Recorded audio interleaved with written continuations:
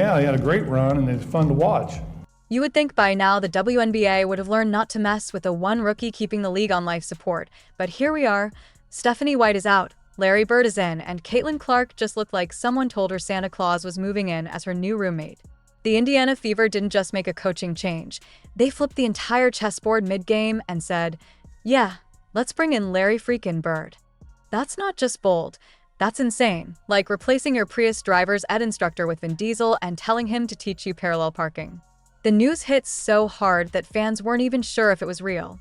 Reporters scrambled, social media melted, and for a moment the entire basketball world had the same stunned reaction. Wait, Larry Bird? In the WNBA?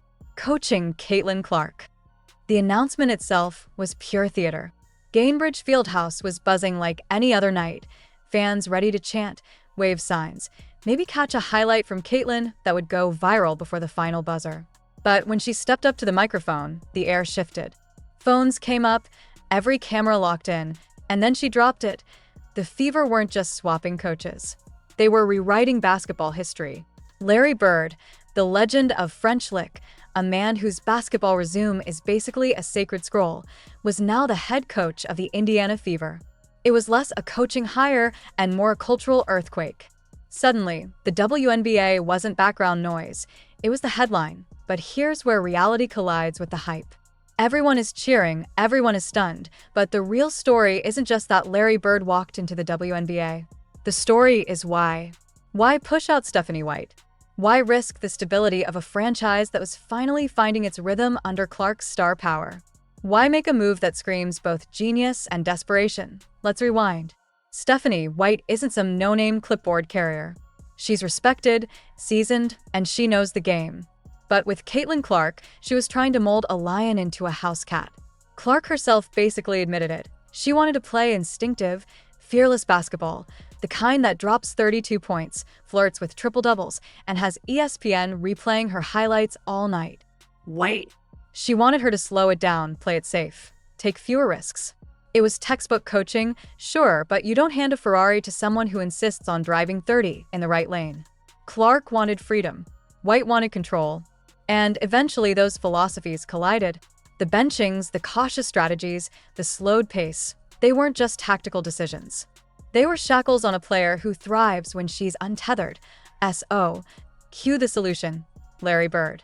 If there's one man who knows what it means to play with swagger, instinct, and ruthless confidence, it's him. This is a guy who once told defenders what shot he was about to take, and then made it anyway. He didn't just play basketball. He humiliated opponents with basketball.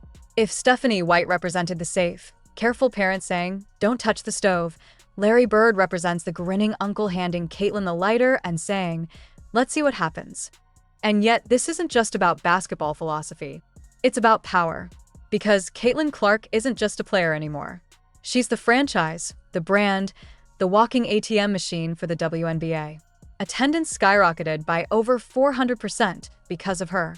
Ticket sales turned the Fever into the hottest commodity in women's basketball. Corporate sponsors, who used to treat the team like a charity write-off, are now lining up with checkbooks open. Clark isn't just playing for the Fever, she's running them. Her influence has spilled from the court into the boardroom, and this coaching change has her fingerprints all over it. That's the part nobody's saying out loud, but everyone knows. The Fever didn't hire Larry Bird for basketball reasons alone. They hired him because Caitlin Clark wanted someone who matched her fire, who understood that the way she plays isn't a liability, it's the selling point.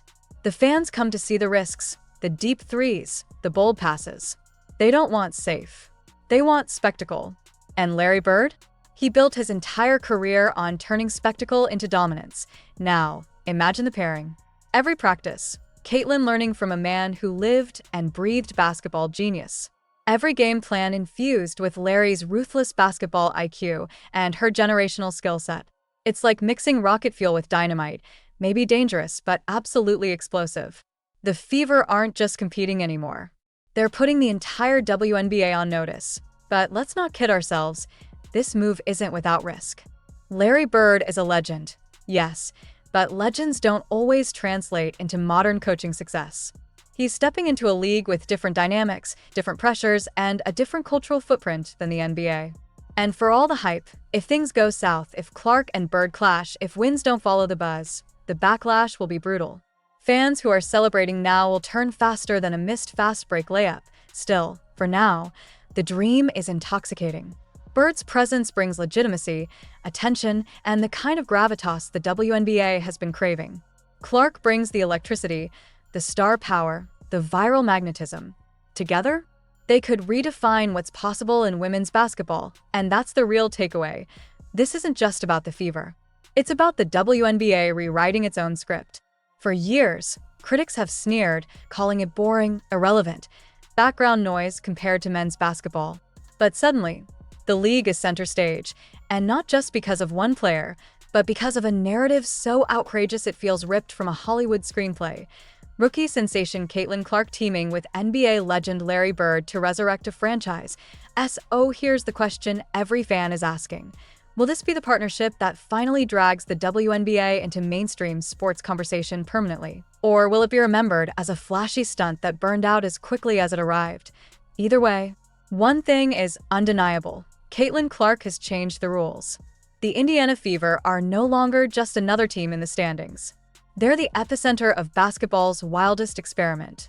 And whether you're rooting for it or against it, you can't look away. Because when you put a legend on the bench and a phenom on the floor, you're not just making basketball history, you're daring the sport itself to evolve.